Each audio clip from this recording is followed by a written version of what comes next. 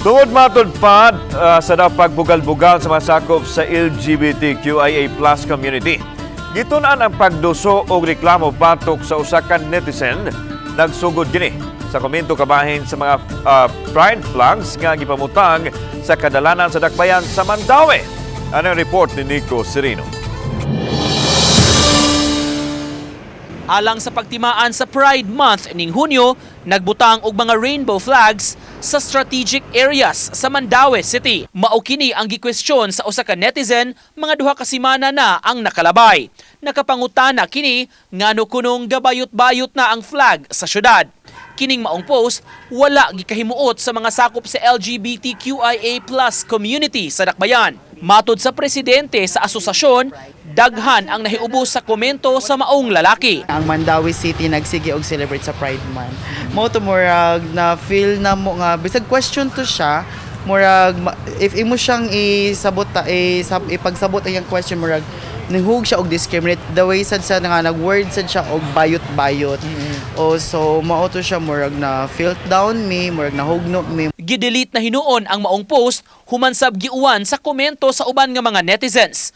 Apan napasapasa na ang screenshot sa maong social media post. Sa statement, matod ni City Treasurer Attorney Rigal Oliva, nagplano sila nga musangat og reklamo tungod sa kalapasan sa LGBT code sa syudad ug Safe Spaces Ordinance. Matod niya, ang paggamit sa gidoble nga termino o bayot-bayot daw sa pag-BI-BI inay nga pagpangutana raunta.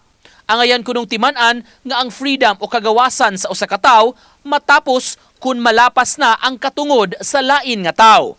Dihang gikuhaan sa GMA Regional TV sa iyang habig, gipasabot ni Roch Dungog dili niya intensyon ang pag-offend sa mga tawo sa iyang gihimo.